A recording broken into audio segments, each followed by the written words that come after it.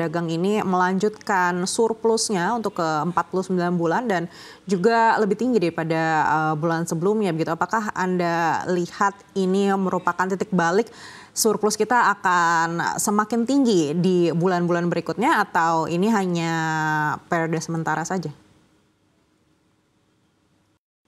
Iya, kalau kita lihat ya ini tentu perlu kita apresiasi ya, tapi memang apakah titik balik ya, kalau saya sih melihatnya bukan titik balik ya, karena kalau kita bandingkan angkanya sekitar 2,9 miliar US dollar ya, ini masih kalah dengan periode Maret kemarin, dan kebetulan angka pembandingnya di bulan Mei tahun lalu ya, ini juga kalau kita bandingkan secara year on year ya, ini adalah salah satu titik surplus yang rendah ya. Kalau dalam setahun terakhir bahkan mungkin terendah di bulan Mei kemarin, Mei tahun lalu begitu ya. Sehingga ketika Mei dibandingkan dengan Mei memang terlihat ini ya meningkat begitu.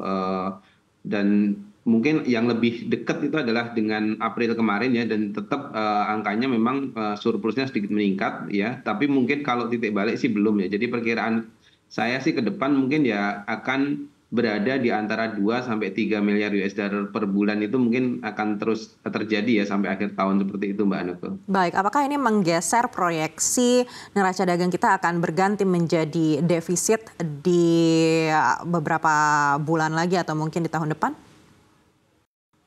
Eh, Kalau ngelihat trennya memang bisa saja nanti pada satu momen itu bisa sampai defisit gitu, karena kalau tren secara global sih sebetulnya masih dalam konteks penurunan begitu ya.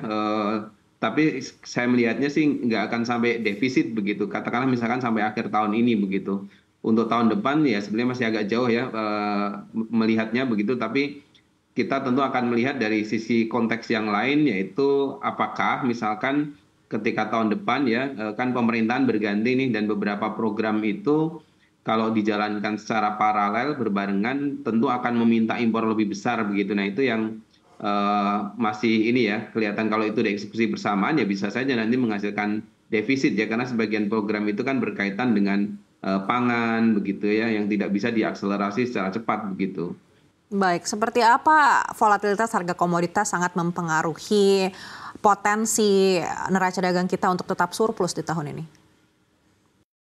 Ya, kalau melihat data tadi ya di bulan Mei yang barusan dirilis oleh BPS, tergambarkan sebetulnya bahwa faktor harga komoditas sangat berpengaruh ya. Buktinya misalkan soal ekspor minyak nabati ya, yang memang kecenderungannya dari harga turun dan kemudian terlihat dari kinerja ekspornya juga mengalami penurunan ya. Bahkan kalau dibandingkan itu masih minus ya dibandingkan dengan periode yang sama ya, Januari sampai Mei di bulan katakanlah di tahun lalu ya, dibandingkan dengan tahun sekarang begitu. Ini menggambarkan minyak nabati menghadapi tekanan. Nah kita tahu minyak nabati adalah bagian dari komoditas unggulan Indonesia ya, komposisi dalam ekspornya itu sampai 16% begitu. Ya kira-kira berarti ini sangat signifikan dia pengaruh dari harga komoditas global ke depan ya. Kalau kecenderungannya turun, kemungkinan ekspor kita juga akan ikut terkoreksi begitu.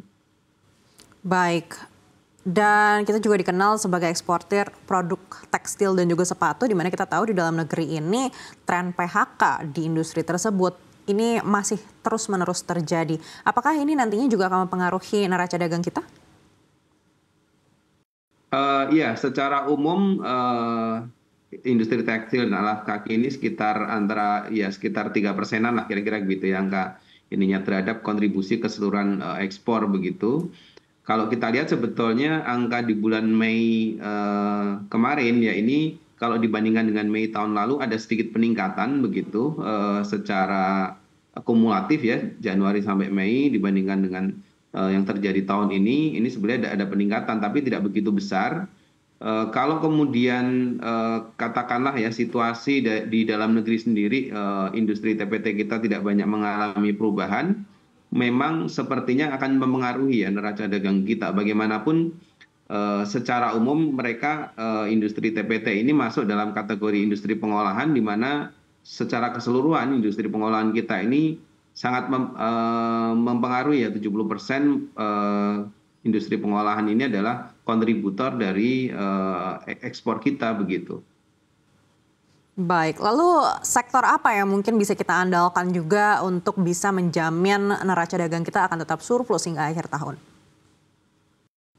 Ya, saya rasa ya tetap karena sandarannya pada komoditas, salah satu mungkin ya minyak nabati tadi ini ada prospek ya akan kembali naik begitu. Karena kan kalau kita melihat kebutuhan dari sisi globalnya juga terakhir-terakhir kan ada revisi ke atas ya dari proyeksi pertumbuhan ekonomi global yang arahnya adalah membaik begitu.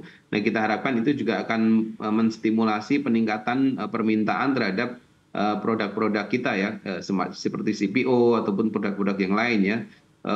Walaupun mungkin peningkatannya masih terbatas kalau kita lihat secara keseluruhan ya. Ini tetap akan jadi penopang utama dari ekspor. Nah, di luar itu tentu kita berharap upaya katakanlah membuat produk turunan begitu ya dari berbagai macam komoditas yang ada di Indonesia ini harusnya lebih terlihat lagi begitu ya implikasi terhadap kinerja ekspornya begitu supaya nanti ke depan bahwa kita tidak bergantung lagi dari komoditas tapi memang agak lebih kepada produk-produk hilir begitu. Nah, ini mungkin yang kita harapkan ya. Jadi selain dari tambang mungkin nanti dari agro ini yang juga menurut saya ke depan punya prospek untuk bisa memperkuat pundi-pundi ekspor kita begitu.